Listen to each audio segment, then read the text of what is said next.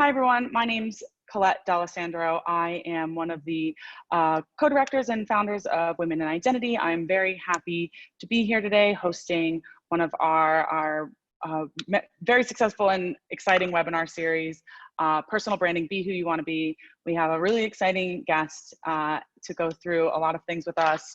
Let me just click through here. So welcome. Just a few housekeeping things is everyone is on mute except for the presenters, and there's no video for the audience on Zoom webinars. If you have a question, you can raise your hand to ask that question, and Caitlin, our IT professional, will unmute and you can speak. If you don't feel comfortable speaking out loud on the webinar, then go ahead and put it in the chat box. We're going to keep an eye out on that as well. And then all webinars are recorded for members who can't attend. They'll be available on our YouTube channel. So if you have to cut out early, or if you want to share this after the fact, that's great. And finally, at the very end, we're going to go through a lot of stuff. At the very end, when we close the webinar, there's going to be an automatic link to a survey, and it is in SurveyMonkey. And if you could complete our feedback survey at the end, it's really important to us in our diversity agenda, as well as getting feedback about the webinars themselves, hearing what you want to hear from us, and so we can continue to deliver and give the people what they want. So if you could take a few seconds at the end of this, then that would be really, really great. Great. So I am just going to give a quick overview of Women in Identity. A lot of you are familiar with us, but for those of you that aren't, I'll just take a few minutes at the beginning, and then I will pass it off to Rosemarie, the personal branding professional. And so Women in Identity has been around officially for just 1 year. We launched as a nonprofit, although we've been around for about 2 or 3 years now. It started as sort of a meetup organization, a networking organization for other women and minorities in the industry to kind of come together and feel like they had a community. However, it's grown into kind of a full not-for-profit, and we launched officially last year. So we've just had our first birthday, which is really exciting. We're fully organized by volunteers and led by volunteers, which is great. So a lot of this work that we've done and you've seen has been fully, including this webinar, has been put out by people who are volunteering their time on the side of their day job. So we're really thankful for that. Since last year, we've grown to 1,200 members globally, and then every week, every month, we add more, which is great. We wanted to make sure that everyone had the opportunity to become a member if they wanted. So membership is completely free, and we're kind of able to do that, and I'll talk about this in a second, because of some of our generous corporate sponsors. Also, globally, we have added 18 ambassadors, and they are kind of spanning all time zones, North America, APAC, Europe, UK, Ireland, you name it. We have ambassadors across the globe that are helping us kind of get the word out in the local communities, as well as host kind of local events. And then finally, our social media channels have grown quite a bit. We have 4,500 followers, and we're growing, and it is a great way and a great resource for us to kind of get more resources out to our members, more information out to the community, and a good way to connect with our colleagues throughout the identity industry. So Women in Identity kind of started as an experiment, and as I said, as a networking group, but we've grown to this kind of big kid nonprofit organization, and our mission is to inspire, elevate, and support a more diverse workforce in the digital identity industry. I think now more than ever, especially given the era of COVID and the importance of a digital identity, we want to make sure that the solutions that we are putting out in the industry are accessible to all, and that these solutions are built for everyone, by everyone. And we do this because, you know, it's just as important for someone to access, whether it's you know, online grocery shopping, as in the COVID era, or accessing medical records. But we want to make sure that everyone, no matter who they are, what walk of life they're in, they're able to access the resources that they need to live their life. So 2020 has been a bit of a roller coaster, as we all know, and we've had to pivot a lot of our in-person events, which we love, into kind of virtual events and things like that. And if you're on this webinar now, you're aware of our webinar series. We have quite a few going on right now, and we've had a few really successful ones so far, and only more to come. So definitely register for our upcoming webinars beyond this, and continue to tell your friends, and continue to kind of watch the recordings if you missed the first few as well. Also, follow our hashtags on the various social media platforms, and our Twitter at Women in ID as well. We have a lot of information there. We broadcast a lot of our events as well, and any events that we see in the industry that we think are important, we kind of broadcast that out to as we see them as well. And finally, join us. As I said, membership is completely free. No matter who you are, a man or woman, we want you to join as a member. We want to create this community. So if you register on our website, you can learn and get notified about more of our events, as well as have access to different resources that we offer on that webpage. And like I mentioned before, we're able to keep these webinar series, these different events that we host, and our membership completely free. Thank you to our corporate sponsors who so generously donate to us to help us keep the lights on and keep allowing things like this really awesome webinar to happen. So thank you to our corporate sponsors as well. And now to the main event.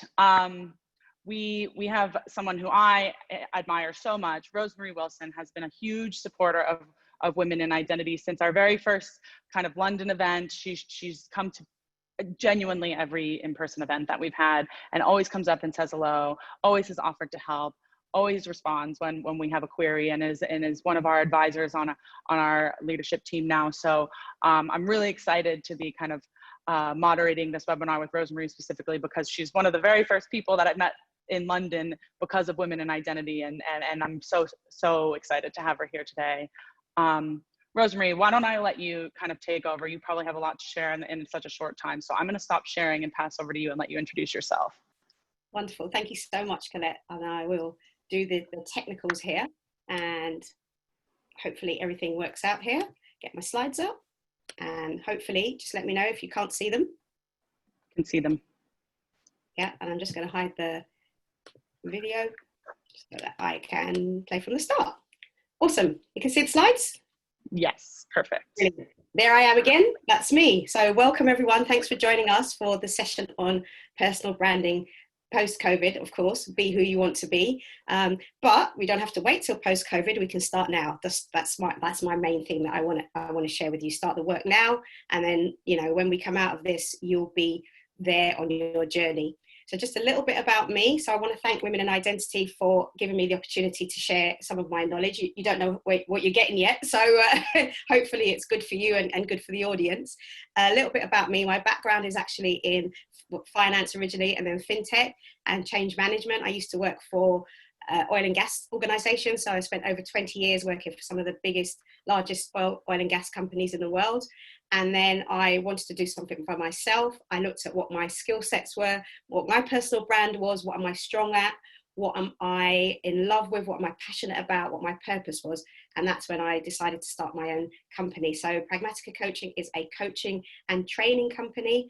I work one-to-one with women around confidence issues, imposter syndrome, emotional intelligence, and developing leadership skills.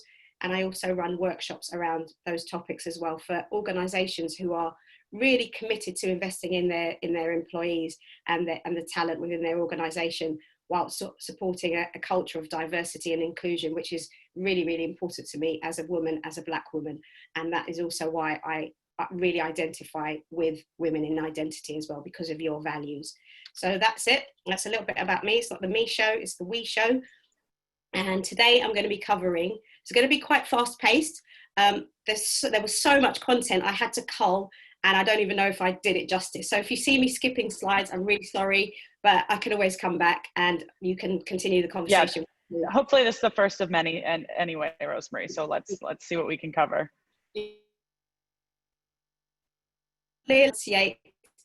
But we'll cover as much as we can.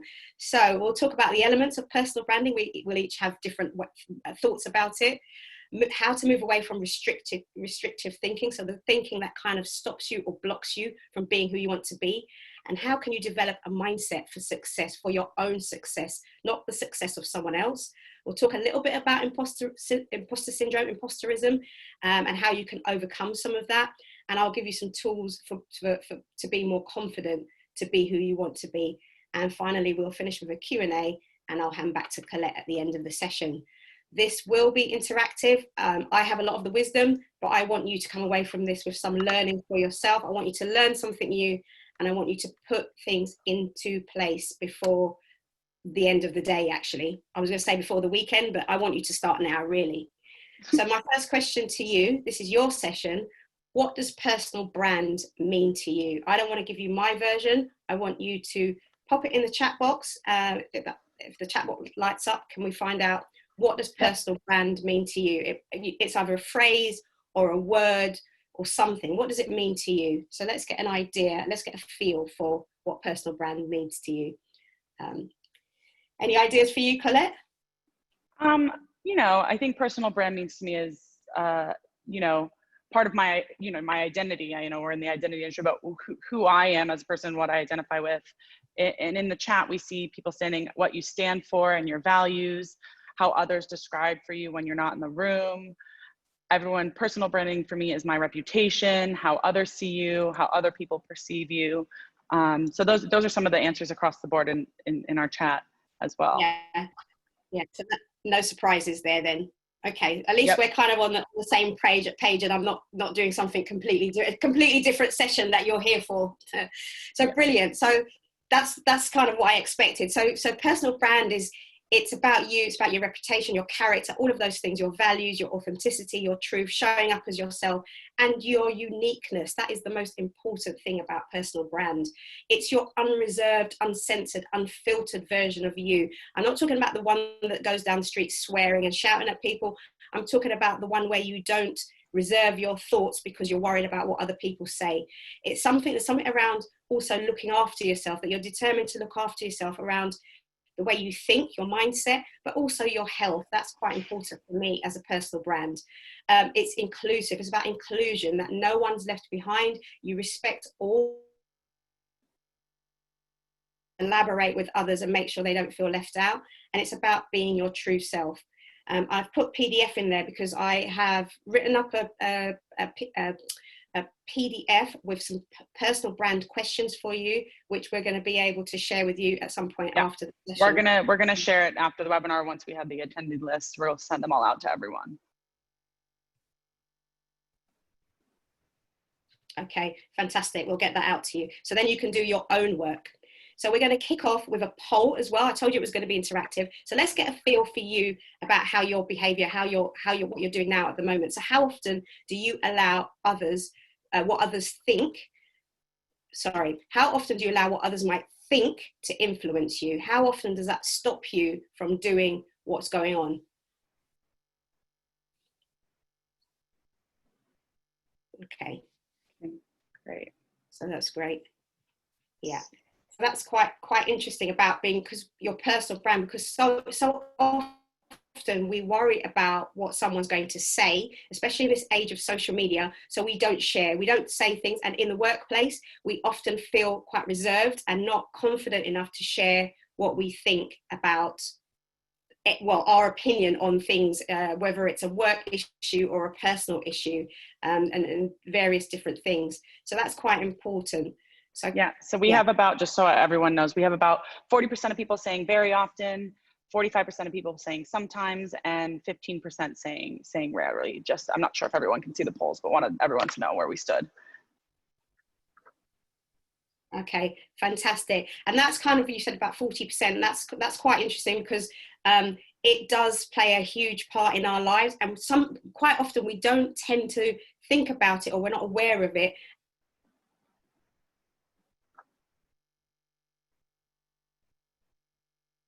Talk about that bit more, why you shouldn't really stop what people think about you, why you shouldn't allow what people think about you to stop you sharing your wisdom and sharing your ideas and demonstrating your knowledge. So that's quite thinking. So moving away from restrictive thinking. So restrictive thinking for me is the type of thinking that stops you or blocks you from doing things. So for instance, worrying about what other people will say. And judging from the amount of people that it does happen to, this is something that's in the background of our culture and what we do. You know, it creates or denies your power. If you're worried about what people are thinking about you, it stops you from sharing, it stops you from taking action. And we don't want to be like that. We want to be able to voice who we are and be who we want to be. That is the whole point of doing this session and having a different conversation around that. You know, you recognize it in your restrictive thinking, and it stops you from being, it stops your capability, it stops you from being believing in yourself that you are capable of more than you think. And as I said, it blocks your creative and original thinking, because you're so worried about what other people are saying. It will stop you from thinking differently. I don't know if we did you get the poll result? You gave the poll results already, didn't you? Yeah, I read that. Yeah, I read them before. Yeah, absolutely. You shared that with them. So I love this quote from George Bernard Shaw. It's, you see things and say why. I dream things that never were and say why not. And that's a really powerful quote to help you to decide whether you want to share your vision, your differences, as it were, rather than keeping them the same, the normal, and do what everybody else is doing, rather than standing out from the crowd. And when I talked about your self-talk, this is the kind of language that is peppered in our everyday language, and we don't even recognize it. These are the types of things that we say to ourselves. This is our self-talk. And this is the type of thing that stops you, restricts you from thinking, from doing, from acting, from being yourself. I can't, I won't, I'm not able to, I don't know enough. I'm not going to read all of them, but if you just have a quick look, you could probably pick out, those of you who say, I'm worried about sharing my thoughts, you could probably pick out what you say to yourself. I'm not good enough, I don't know enough. And that leads up to that kind of imposter syndrome. I'm not worthy, I'm not good enough, what do I know, why should I share, who's going to listen to me? That kind of language, which is really, it really curtails your you being who you want to be, and your creativity and your original thinking. So just having a look at that. So what are some of the barriers to original thinking? What are the restrictions? So comparing to impaired, that's one of the things I notice especially on social media, people who have a business or people who are in a work environment, they compare themselves to other people. And then rather than looking up to them and saying, wow, that person's doing really well, I really want to be like that one day when I grow up, they say, oh, I'm not good enough, I can never be like that person. And then you start to play small. You start thinking, well, I'm not good enough, so I'm not really going to put myself out there. So that's the type of behavior that happens behind the scenes. And sometimes, again, you're not really aware of it.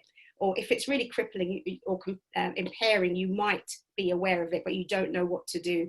This will result in a reluctance to share your thoughts and ideas, and you'll be afraid to speak up. And also you'll see a sort of a lack of diversity in your thinking. You'll stick to what you know because you know that it's safe, and it'll be that kind of one-track thinking. And because you're too scared to step out there and share your bright ideas, your wild ideas. But I want to encourage you to do more of that. Step up, find an ally, find an advocate, find a mentor that will support you. I also think, sorry, Rosemarie, I didn't mean to interrupt, but I also think, especially with the social media era, you're not always, what you see isn't always what you get, right? You're seeing a small glimpse into what people's lives are. And while that may be a great glimpse, you don't know what's going on behind the scenes. And it's hard not to compare, but you need to take that step back and know that you're only seeing a small sliver of what the actual whole pie is. And it's something I have to constantly tell myself as well. It's people living their best life, isn't it? They're sharing what's going on for them in their best life. Yeah. Exactly. And also the other thing about that, thank you for jumping in there. You don't know someone else's journey. So we don't know where people have come from. We don't know backgrounds. We don't know, some people could have lots of money, some people don't, some people struggle. Exactly. People don't. So yeah, really it's just, you've got to put yourself in a category and focus on what you want to achieve and what you want to be known for. That's the best thing you can do, the best advice. Don't compare to impair, because you just don't know what's going on behind the scenes. Absolutely. And again, that kind of group thinking, if you're doing what everybody else is doing, everybody's going to show up and share your ideas. Yes, it's great to have a collective contribution, but if each person shows up with their own individual thought process and ideas. I don't know if you can hear me. It says my internet connection is unstable. It's okay, great. Rosemarie, you were cutting out a bit, but it's okay now. Okay, great. So you want to start thinking about, rather than looking at what other people are doing, you want to start coming to rather than going along with societal norms and expectations, and this kind of learned behaviors. So just because I've done this for X amount of years, I'm going to continue doing that. We want to show up with new ideas and collectively, diverse thinking. We already know the results of how great results can be achieved with diverse thinking. So show up with your new ideas, your differences, and then you can achieve things together. And for me, I respect someone for being different. I respect them for being themselves and for speaking up. I much rather see someone speaking up and daring to be different, being a leader, not necessarily in title, but in the fact that and putting it out there and daring to be different. I think that's a one place to arrive at where you can share your ideas. And that's also how we innovate, right? Sorry, Rosemarie. Yeah.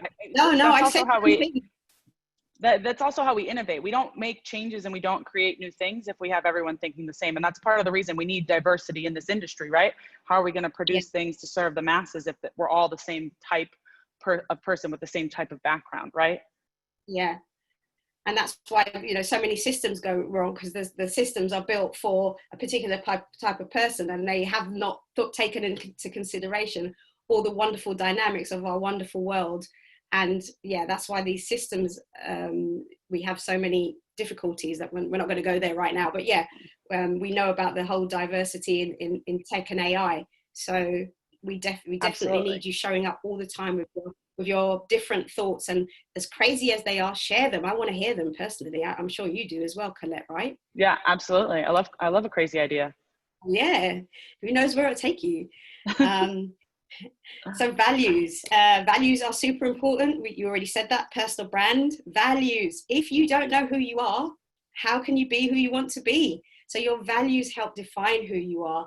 And I advise anyone who has not done their value work or any value work to really do some work. You can find lots of questions on values on the internet. Look at your company values. Are you working for the right company? Do they fit in with your values? Are you following your passion and your purpose?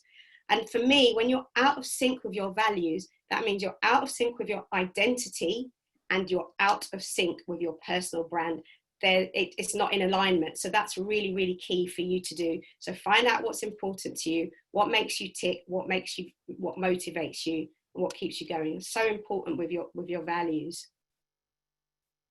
And with your values comes that inner strength. When you do this inner work, and this is not supposed to be a counseling session, but this is about balance. This is about finding out who you are so that you can show up being authentic, being yourself, being courageous, being brave, all of those things. I'm really, really a fan of being stronger each day. And I'm not saying go into an office and start shouting if that's not your personality, or, when I say shouting about what you're passionate about. I'm talking about, even quietly standing up for yourself, asking questions, asking strong questions, asking those important questions within your organization, or having those difficult conversations, or having allies to help you have those difficult conversations. Because there's something around when you're certain, there's an inner strength about when you're certain about yourself and who you are, things just start to slip into place. When you're on the fence and you're kind of worried about, oh, I don't want to say this, I'm going to speak out of turn, it's going to go wrong. You tend to then stand in the shadows.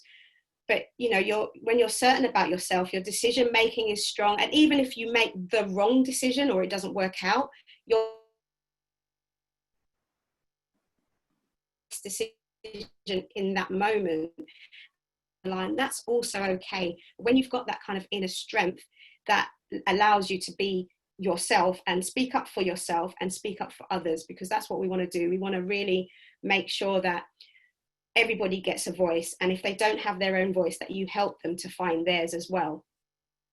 But on saying that, the women in identity community is about inclusivity, it's about belonging, it's about diversity. But I don't necessarily think that and we were discussing this last week, and this, thank you, Colette, this is why I included this about working in the minority, working in marginalized groups, is that just because you are in a minority or in a marginalized group, that doesn't mean that you need to be at the forefront of the fight. Doesn't mean that you need to speak up. You know, if you're the only Black woman in an organization, that you need to be there championing the diversity team.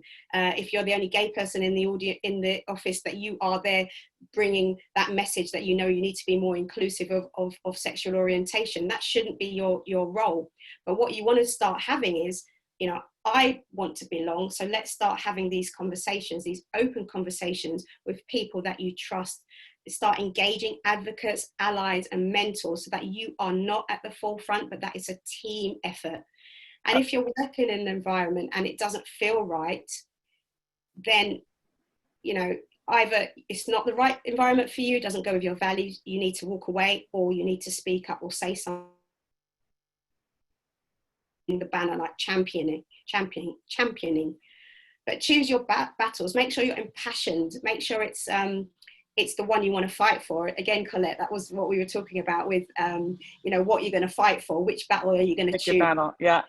Battle. And I also think it's, you know, it's important. It's easy to see everyone, whether it's on Instagram or social media, being a bit demonstrative and they're advocating and things like that. But maybe that's not who you are, right? There are different ways to fight your own personal battles. There are different ways to fight for things that you believe in. You might not be the person to post about it on Instagram all the time, but you're someone who actually is getting involved in organizations that are making a difference and things like that in the background. Yeah, definitely. And again, like Colette and I, I think we're breaking up again. We're quite vocal, and that's our style, perhaps. But if you're quieter or you're more introvert, that's why I say find people that you can trust, find people that you can speak to. Nobody deserves to be in an environment where they don't feel comfortable. Life is just too short, and we need to find a way to work our way through it quietly, loudly, orally, on paper, somehow. Just get your voice heard somehow, which moves nicely into communication. I didn't plan, well, I did, but that worked well. I'm so good at this. So communication in your personal brand, you know, find your style, find your structure, whether it's oral, as I said, or written. And one of the most important things, I see this all the time when we were in the real world out there having conversations face to face. I saw so many times when I'm out networking or in meetings, people just kind of saying they're listening, but just waiting to dive in, that you're not actually on the curriculum for every school, university, college, everywhere, how to listen better, active listening. Allow the person in front of you to speak, listen well, and then get into the conversation. Be curious. Remember, it's a dialogue, it's not a monologue. The person have some space. If they're quieter, they need time to think, allow them that space. And if you've got something to say and you're not quite clear on what you want to say, think about how you can say it. You could say it's a brain dump. I want to share some thoughts with you. I want to share some ideas. So think about how you can better engage with someone in front of you, or how you can improve your communication. Someone in the chat has just said, people listen to respond and not to understand. Someone named Patricia in the chat. And I think that's pretty, it resonates really well with me, I think, that people listen to respond. Again. Oh, I wonder, yeah, did you cut out? Did you hear that? People listen to respond, but not to understand. Yes, yeah, and it's like a virus. It really is. If you go around watching people conversing, you can really see how this happens and be an observer and see where miscommunication happens because people aren't listening. It's just so common, even in personal relationships as well. But one of the most common challenges in a relationship is that you're just not listening to each other. Yes, you can speak different languages, so to speak, emotive languages, but you can still understand each other if you just listen carefully and ask questions on cue to check that you understand and that you are understood. So really, really important, that area of communication. Again, that's a whole different workshop. Do you have any tips to be a better listener? Do you have a few tips for us, or is that? Yeah, so first of all, start doing it. So literally, when the person in front of you is talking, and this can be difficult because it's new, maybe they're saying something that you're not interested in, or maybe they're saying something that you don't understand, but just really, it looks a bit weird, but really focus on them. Look at them as if they are the only person in the world. So start with one person, start with that one person, and really listen to them.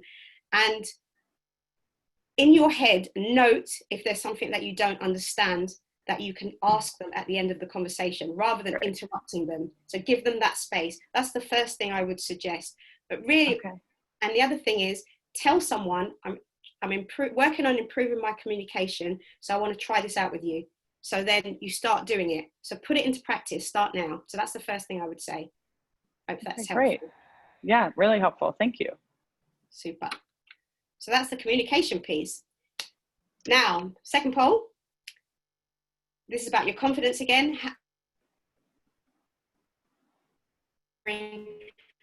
How often do you feel confident enough to share your ideas?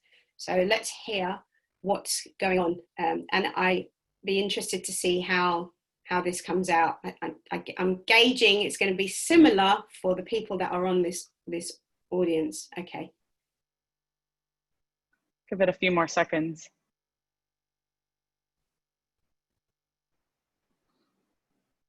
Super. Okay, so right now it's looking like 47% of people say sometimes, 44% of people say very often, and 11% of people say always. Yeah, that's brilliant. That's fabulous.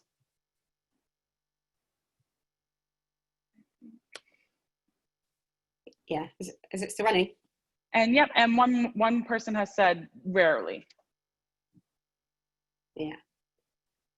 And I think that's pretty much everyone. Let's see. Yeah. Super. Yeah, we want to get there where it's an always and it's or a very often, because sometimes you're not comfortable with sharing your ideas because you haven't quite worked out what you want to say. But again, that's also okay, because you can say it's a brain dump, or you could say I haven't quite worked this through yet, but I want to share it with you. I'd love to get some feedback, those kinds of things. If you're precious about your idea and you don't want to share, that's also okay. But if you're never going to share your idea and you want to keep it, that's okay. But make sure that you do at some point if you're passionate about it. I do think it can be environmental as well. It depends on, like, for me, I know I've been with my organization for some time. I'm pretty confident that I'm respected in the organization, in my thoughts. So I quite oftentimes don't shut up, and that's great. But for me, and one of my motivations to start and be a part of Women in Identity is I realize that not everyone is as outgoing or maybe opinionated as I am, and maybe don't have a voice in the way that I want them to, or in the way that I want them to be able to be heard. And so I think it's it can be very environmental as well. Definitely. But I think what's important is, if you're constantly feeling like, I can't share my ideas, I don't want to share my ideas because I'm not in the right environment, that makes me sad. So not obviously you, but for someone else. I agree. The world needs to, or someone needs to hear it. Maybe not the world, even if it's only for yourself or your own satisfaction. But if it's important to you and you're not sharing it, then that makes me sad. If it's not that important and you're okay with not sharing it, that's okay. As long as you're being true to who you are, as long as you're being true. One size doesn't fit all. But the point of this is that we want you to be who you are. So if you've got ideas that you think you can change something, or you can change the world, or you've got something innovative, we want to hear you. We want to hear you demonstrate your knowledge without fear of being, because you're in the wrong environment. Again, if you're sure, brain dumping, if you feel comfortable, then you can say so. Because the reality is, the time spent thinking means you're not acting on your ideas, you're not carrying them out and carrying them through. So find a way to leave that self-doubt behind. As Colette said, if you're not in the right environment, then that could bring up a whole host of other questions maybe you need to leave. Sorry, I don't want to encourage anyone to jump ship, but you know, this is important. Life is short. You deserve to be who you want to be. So I would really suggest that you take that time to figure out what you need to do, so that you can leave any doubt behind and find your way to take action, which is really important. And that's about, you know, sharing your ideas means you being a leader, or saying that I have something to give. And you don't necessarily have to have leadership in your title if that scares you, or that's not something that you want. You can be a leader and not follow the crowd. So I would definitely encourage that. Am I okay with time? Yeah, okay. You're good with time. We have about 25 minutes left. So I want to talk a little bit about imposter syndrome, imposterism and the self-talk element. So I talked about your self-talk, and you know, your self-talk is kind of your engine. It drives everything you do or don't do. Power is what I said. So for anyone who is kind of struggling with imposter syndrome or struggling with speaking up because they're not sure, this is some of the language that I hear often, so often, and people don't even realize they're saying it. I can't, I could never, I don't know enough, I won't make it, what if I fail? These are the kinds of thoughts going through your head, rather than, you know, I can, I will, I'm going to, you know, that it's just literally a flip of some of your language. And if you're going through this imposter syndrome, self-doubt, you've got low self-belief, an idea that you don't deserve to be there, and things like that, you've got to start actually observing your language, being aware of your language, self-awareness. And then once you start tuning into what you're saying, is it encouraging you? Is it encouraging you? Is it allowing you to be who you want to be? Or is it stopping you from doing that? And when you start hearing the sorts of things that you say to yourself, are they encouraging or not? If they're not encouraging, then you flip that switch and you start changing what comes out of your mouth. And even if you don't believe it, start saying it until you do believe it. What did you say? The phrase is, I'll believe it when I see it, but you could also flip it around as well. I'll see it when I believe it. So just keep doing that and rephrase it. It's almost like not tricking your mind, but breaking those habits of telling yourself that you can't do something, you're not good enough. It's kind of like faking it till you make it. You might not feel confident. You know, if you're in a new role, you might feel like you're not quite there yet to speak up, or you're not quite there yet to make decisions, but you almost have to force yourself to be uncomfortable, because you're just going to look back one day and say, oh wow, I actually do know what I'm doing, or you know, or no one knows what they're doing is the other side of it, right? No one knows what they're doing, so you know, you might as well speak up.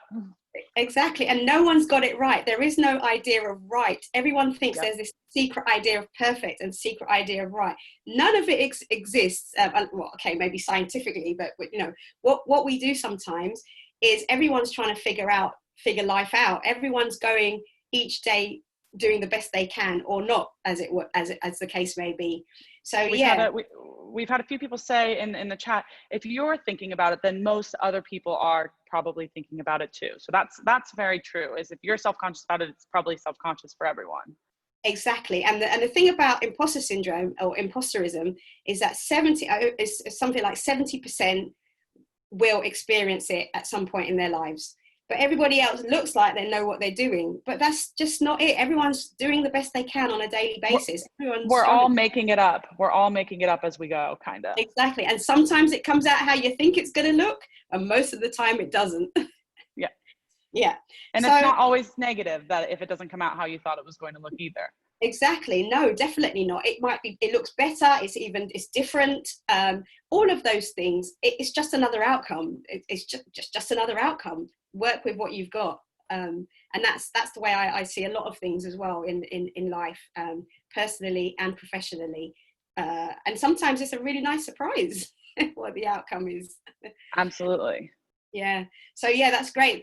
Who's commenting on that? It's definitely, you know, and I was with a client the other day, and she was saying that everybody else looks so confident. I was like, they've got great faces, you know. They just look like they know what they're doing, you know. What does a person who doesn't, what does a person look like that doesn't know what they're doing? Who's got that idea? Who knows that? So if you just work on the premise that everybody, as you said, Colette, is trying to figure it out, then you're good. You're good today. Yeah, absolutely. Absolutely. One day at a time. One day at a time. Just as long as you're true to yourself. And if that's not what you want, if you want to do something and your thoughts are stopping you, then find a way to turn that language around and start doing something different. Absolutely.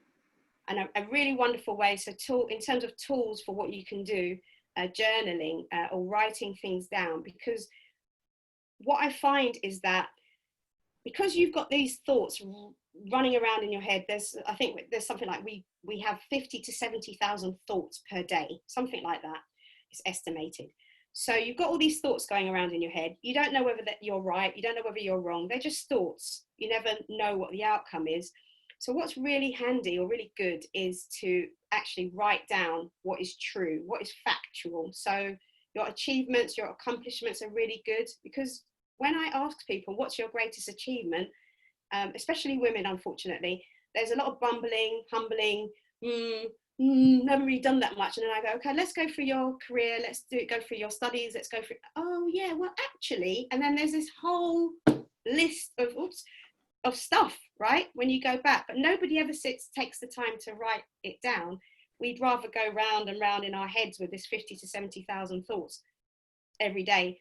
And they're the same thoughts. So spend more time journaling what you're good at, journaling what you believe in, journaling your values or your ideas. You don't have to, if you don't like writing, do it on a phone or a recording or something. Do it on video. But write down your ideas. What do you want to do? Where do you want to be? Write down your fears as well. Get them out of your head. Make them real out of your head. Put them on paper. And they lose their power once you write them down. You'd get the best night's sleep ever. What resources do you have? Who can you tap into? What can you tap into? So use a journal or something, keep it all in one place that you can go back to if you're ever struggling at some point in your life. If you're worried about something or you're not feeling good enough, you've just been promoted, you've got a new job, just look back at why you're there. You'll have all this written down and it will make you feel better. So that's a really good tip. And I don't know, beyond your comfort zone, is that place out there in the future, in the distance, you know? How often do you jump out of your comfort zone, Colette? I kind of personally, I get a rush from it, but then there's still that fear. I was completely excited to move to London, for example. I was very happy with my life in Denver, but I wanted to move to London, and I would be lying if I said I didn't cry for the 2 days before I moved because I was so nervous. And it's the best thing I ever did, but it was hard and it was scary. But looking back, no regrets and can't believe I did it, and best thing I ever did. And here you are, we get to have you. Lucky you. That life beyond your comfort zone. And for me, if you don't try it, you'll never know. You can always go back, well, kind of go back. You can't really reinvent the wheel, but if you don't like it, but try it. If there's something you want to do, there's a burning desire, just try it. Push your comfort zone. Don't there's that lovely duvet. Don't just lie there, because what you want is beyond that comfort zone. And it's something that we talk about. I'm out on my own business. I'm constantly doing things that I've never done before. And I'm like, I've got no idea how this is going to turn out. But you know what? I'm going to give it a try, because it's part of who I am. It's part of my values, it's part of my passion, because I don't want to have any regrets. I don't want to say I didn't do it because I wasn't comfortable with being uncomfortable. So that's that great phrase, get comfortable with being uncomfortable. So just start trying it. If there's something that you want to do and you really believe it will help you define who you are, and really get comfortable with stepping out of it. Because confidence actually comes from action. Some people say, I'll wait until I feel more confident to do something, but actually the confidence comes when you do it, when you practice, when you've got a few under, it's that learning curve. You've got a few of those under your belt. I don't know if you're a driver, for instance, when you learn to ride a bike, learn to swim, lots of different things, your role. The more you do it, the more competent you become and the more confident you become. So don't wait until you feel confident. Do it, take action, and then the confidence will come with you doing it again and again. Say yes to opportunities. moving abroad, wow, you know, do it. Well, okay, that might be extreme for some of you, but do that. Say yes to opportunities, and say yes first, and then figure out how you're going to do it later. If it's something passionate for you, you know, you really want to try it, say yes to the opportunities and work on the how you're going to do it. Or find someone that can help you either in your workplace or independently. So make sure you do that.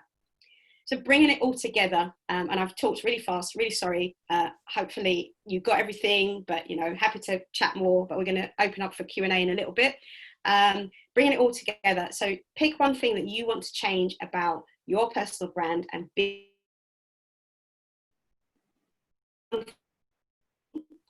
maybe choose one thing that resonated with you today, or something that sparked in you, or something you've been thinking about, but stick to it. Focus, laser-like focus, and start doing something differently. If you can do it on your own, you're self-motivated, you're a self-starter, that's great. If you can't, find an accountability partner. We've got a support partner. We've got a great community here. Reach out to someone. I'm sure we're all in the same boat. As the person said, if you're thinking about it, someone else is. So get some help and crack on and do it. We want to hear more. So what do you what do you want to be known for? What do you want your legacy to be? So we want you to be who you want to be. So that's me. I am Rosemarie Wilson. I've been, and we're going to hand it over for Q&A now, I think. Yeah, absolutely. Yeah, so feel free to kind of put any questions you guys have through the chat. And then also, if you want to raise your hand and actually speak up, myself or Caitlin can unmute you. We'd love to hear from you. I think someone in the chat asked, are we too outcome oriented unless we understand clearly what success looks like? Do we not want to commit until we know what the end result's going to look? Do you feel like that's what you see a lot, Rosemarie? Yeah, so yeah, great question. So we've got this idea in our head that this is what we want. This is the outcome we want. And there's so many things that happen. I see people working towards an outcome, and when they get it, they're so flat because it wasn't what they expected. It doesn't really look like what they wanted. That's one thing that happens. And for me, it's a cliche, but for me, a lot of it is about the journey. It's a lot about what you learn, and it's a lot about being open to the outcome. So I think what's better is that you have a vague, I shouldn't say this probably as a coach, you have a vague idea of a goal. Don't attach yourself so much to the rigidity of what it looks like, but be open to it looking something similar, the outcome. And you can do that. It depends what, again, obviously this depends on what we're talking about. If it's a scientific experiment, then we can't afford to just see what happens. You have to be a bit more strict. But sometimes if you take your eye off it, the rigidity of the outcome, it can be a bit more fluid and more fulfilling when you reach what it looks like. I don't know if that makes sense. No, it totally, I mean, it makes sense to me. I think, you know, I often buy into I'd rather have a direction of travel than a specific destination, right? And in my whole life, and there are different people, different orientations that, you know, I want to be a doctor by the time I'm this age, et cetera, et cetera. And some of those goals are very attainable and achievable. I've never had a specific, you know, I certainly didn't think I'd be an identity salesperson as a kid, right? You wouldn't think that, but a direction of travel. I want to be happy. I want to support the hobbies that I like. I want to be around my friends and family. Or what actually makes you happy? What are you passionate about? And then how can you support yourself in that lifestyle and that goal, etc. Yeah, because so often you find that, you know, you say the goal because well, it could be someone else's goal. It could be what you think it is. It could be an influence. So someone, your parents might have said, oh, I want you to be X when you grow up. And maybe you hang on to that. Societal norms, societal expectations, we sometimes do that and we think that's what we want. And I've had so many clients come to me and say, this is the goal, this is what I want. And when I start working through it with them, that's entirely not what they want at all. Yeah. That's why I said about, loosely speaking, yes, goals are great. And, you know, smart goals are wonderful. And sometimes that is literally what you want. I want to be the sales manager at Ping by the end of 2020. You know, that's great. and then you achieve it, but then what next? And it's about being Right. more fulfilled than anything. And So, someone in the chat has just said, if you're in your mind, you're stricter about your destination, the outcome isn't exactly what you were thinking, you feel like you maybe have failed as well, where actually it's just a bit different. Nothing is really failure in life, right? Like there's very few things that you're not going to pivot and then find something maybe that was better for you if it wasn't what you thought it was going to be. Yeah, exactly. And sometimes we need to lighten up, loosen up. I mean, look what's going on here now. There's that joke going around. Whoever got that question in 2015, what do you want to be doing in 5 years' time? They got it wrong. And there's a joke. Sorry, yeah. I don't want to belittle what's going on right now, but sometimes we do need to be a bit more open and value the journey of the goal, or what does the goal actually afford you? Is it financial stability you're looking for? Is it fulfillment? Is it a peaceful life? What is it that the bigger picture around that's really important to you? But that's a maturity thing for me as well. As I get older, I realized the things I used to chase were just like not what you actually. Yeah, exactly. I mean, you just change over your life, and your priorities change. So that totally makes sense. Someone's asked, Rosemarie, what is your personal brand? You touched on it briefly at the beginning, but I personally. That's cut out again. Oh no. What's your personal brand? What's my personal brand? Who am I? So for me, who are you? The biggest thing for me is my values, and respect is the biggest thing for me. Respect is at the forefront of everything I do, and inclusivity. The other thing is I want a peaceful life, so I really move away from things that bring me down, people that bring me down. That's not what I'm interested in.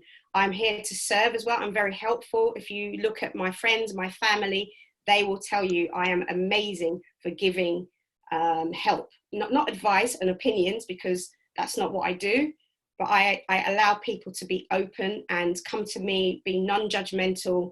They can share whatever it is they want, even if they've done something really crazy. They can come and tell me, and I've got some of the world's secrets here in my head. But that's me. I'm just really open. That's my personal brand, as part of my personal brand. Does that answer your question? Yeah, absolutely. Amazing. Well, then kind of to that end, on our last webinar on adaptability, we highlighted that one of the hardest things is to define our purpose. So that can stifle how we promote ourselves. So how do you go about peeling away the layers and finding what your purpose is then, and whether they're specific or kind of directional goals are? How do you go away, peeling away finding what your purpose is? Yeah, exactly. Yeah, so I think the first thing is, I think one of the starting points is your values, what's important to you. Ask yourself that question, what is important to me? And ultimately you'll come up with lots of different things. There'll be friends, family, nice clothes, all sorts of things. And some of them will be material, and some of them will be really a little bit deeper than that, meaning more, I don't want to say more meaningful than shoes, more meaningful on a deeper level, on a deeper level. So if you say a good salary, that good salary affords you stability and financial security. So that is a value rather than the good salary. The good salary is not the value, the security is the value. So when you start going into this deeper level, because these conversations are deep, you can't just answer them just like that for yourself. You have to do some work to start uncovering. So I would first suggest that you work on your values, what's important to you. And also the other thing is fulfillment. What does fulfillment mean to you in your life? And that's a deeper level. Is it about fighting for inclusivity? Is it about where you work? Is it about speaking up for others? Is it about just being yourself? Or is it just about your ego? What are those layers for you? So you start asking yourself those questions, and then through that, the answers that you start laying down will help you to find what you're good at, what's important to you, and that will start identifying your purpose. The other thing I find quite interesting is your age. 20s, early 20s, 25, 30, you're kind of doing this, you're doing that, you're X, Y. You're not thinking about your passion and your purpose, but it does help to start laying the groundwork to find that, to help you at that age. And then as you start living your life through experiences more, you figure out what's important to you a little bit more. That sounds like I'm dodging the question, but it's not simple to work. But yeah, and no, but I do agree with you. You have to take a step back to find your purpose. You need to figure out what your values are first. Like what do you value in life? Is it a big salary? Is it just maybe a bit of land or a job that offers you a good work-life balance so you can spend more time with your family? Maybe doesn't make the most money in the world. It is what are your values? Yeah. And then what goals can you have to align with those values? Because if your goal is to make it is very money motivated, you might choose a job that pays a big salary, but maybe you have zero work-life balance, right? Whereas the other side of the coin is maybe it's just what job will afford me a living to live a happy life and have a good balance where I can spend time with my friends and family. So it's about taking what your values are and then picking a goal from there. Yeah. And I think the other question I would ask is what excites you on a deeper level again, not just I don't know, going on holiday. What really excites you? What do you get excited about? What makes you light up like a Christmas tree, as I say? What is it that excites you? Really, really does. That's a really good question. And yeah, values as well. Amazing. Are there any more questions? Yeah, are there any final questions? We have about 3 minutes left. We also, if everyone who's left has time at the end, there will be, like I said, a survey. But are there any final questions for Rosemarie? Okay, I think we've honestly barely scratched the surface about all of the knowledge you have, and this was a great kind of high level overview in kind of taking control of your personal brand and actually making conscious decisions rather than kind of falling into something where you're not really reflecting who you are as a person and what your values are. So this was really, really helpful and insightful. We've gotten already some good feedback in our chat as well. As we said in the beginning, Rosemarie has kind of created a worksheet, would you call it, for people to kind of fill out to help them. Do you want to talk about it just very briefly about what it is and what people can do with it? Yeah. So I when I was thinking about this, I've obviously got my own career over 20 years in oil and gas, and now my second chapter, and I started putting the questions together around, what does personal brand mean? And I think there's like 12 or 13 questions that will really help you to identify what your personal brand is and what is meaningful to you. What's your passion? What's your purpose? All those sorts of big, huge life questions, So if you're ready to do that deep work, there is, it's a guide sheet. You have to do the work. I'm not doing it for you. So answer the questions. You can either answer them all at once or one at a time over time, and do that work. And actually, I'd really love to hear, if you do the work, how you get on. So absolutely. We actually have one person who's raised their hand. Kate, I've let you allowed you to talk. If you want to unmute yourself and ask your question, go for it, Kay. I'm sorry, it was an accident. I didn't mean to do that. But I'm excited. I have to say, this was terrific, and I'm very excited to see this checklist because I appreciate so many things you said today are so thought-provoking, and one of the benefits, if you can say that, about the pandemic is I feel like I actually have time to sit back and think. And I appreciate the structure that you've given me to try and do more of that. So, yeah. Amazing. Yeah, I agree. This is a great foundation, and it has allowed a lot of people to reflect on if they're happy where they're at in their life and the direction of travel that they want to go. And this is a good way for us to take a step back. And these are Rosemarie's contact details. Definitely we'll be sending through the worksheet kind of following this, and feel free to kind of, sorry, I'm saying this for you, but feel free to kind of reach out to info@womenandidentity.org or to Rosemarie and her contact details. obviously all of us would love to hear how everyone gets on. Rosemarie, do you have any final comments before we kind of sign off and allow people to fill out the survey? Yeah, no, it wasn't literally a whistle-stop tour, and I'm sorry if I've raised more questions and given you answers, but this is life. There's some work involved for you. So I've just been really glad to share some of my knowledge, some of my wisdom, some of my thoughts with you. And yeah, thank you very much. As Colette said, reach out to me on LinkedIn. If you liked what you heard today, you know, shout us out on Women in Identity on Twitter, LinkedIn, and let us know what your key takeaways are. That would be really wonderful, right, as well. Yep, absolutely. And feel free, if you had to sign off, you know, watch the recording of our previous webinars as well. I mean, I think, you know, this is the first of many, I hope, Rosemarie, and obviously thank you so much for doing this and being such a supporter from the beginning of Women in Identity. And thank you everyone who took the time out today to attend and hear what we have to say. So thank you so much. And we'll let everyone go fill out the surveys as well now. Really appreciate it. Thank you everyone. I really enjoyed it and hope to hear from you. Thank you everyone. Caitlin and Karen. Thank you, Caitlin. Thank you, Karen. Play it.